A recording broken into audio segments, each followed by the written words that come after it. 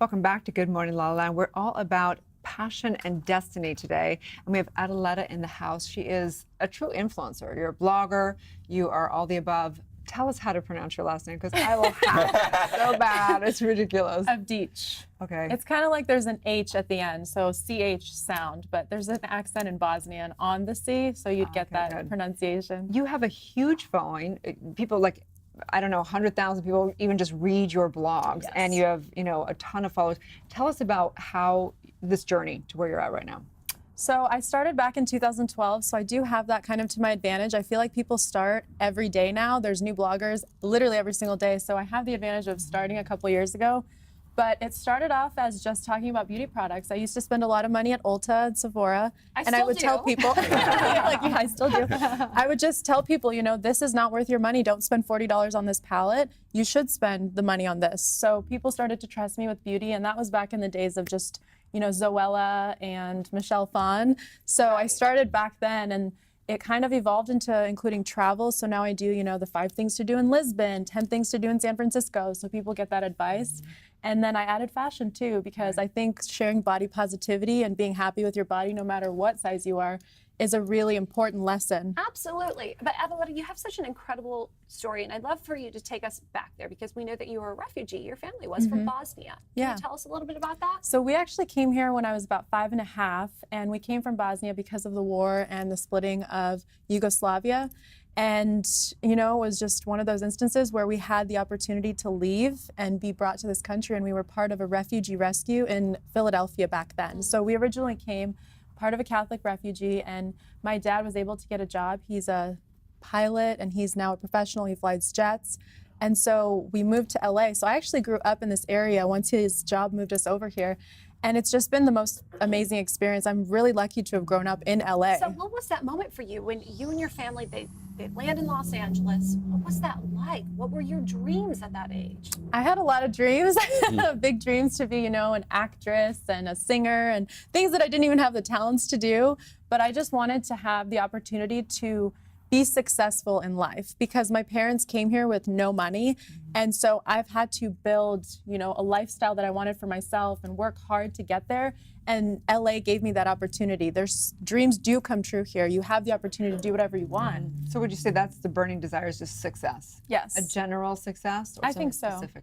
I think the idea of success and being happy with your life is something that people always want and they say they want, but it's a lot harder to do that when you're not able to, work every day towards something that you love. And I can truly say today that I love what I do, and I'm happy waking up in the morning. I'm happy engaging with people from all over the world. I'm happy sharing my tips, on skincare and beauty with them, because that makes me happy, and it feels fulfilling to share that with other people who care about skincare and beauty. Fantastic. What part of your work do you love the most?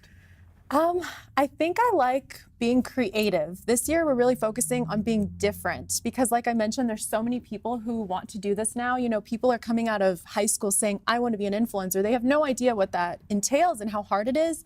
But I really want to be different and kind of get more creative angles, more creative videos, things that people aren't necessarily doing. So me having the ability, when brands trust in me, to be as creative as I want to be is really the most exciting thing, because they're entrusting me with their, this proposition of, we're going to work with you and you can do whatever you want, which is really exciting. But let's talk about authenticity, because you keep it real, you keep it sassy, and brands and your followers do trust you to be authentic. So how do you maintain that? So when I first started, I told myself, I had a corporate job too, so I had no reason to take a deal that I wasn't 100% behind. So if I didn't like a brand, no thanks, we'll pass, thanks for the offer.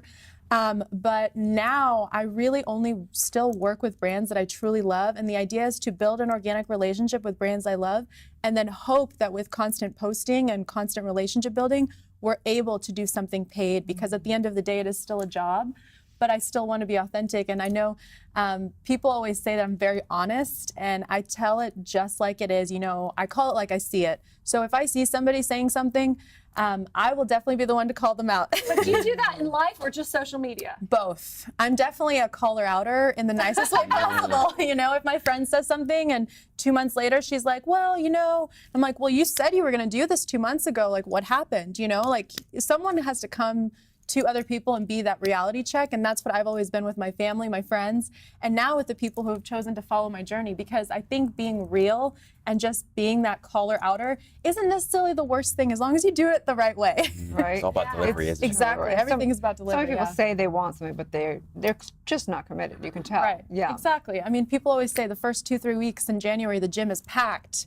Where is everybody in February? You know, like I'm the one who's like, hey, Susie, you said you said you were going to the gym this year. You know. You know, so Adaleta, you mentioned overall success, but what is your vision? What is your mission for your brand?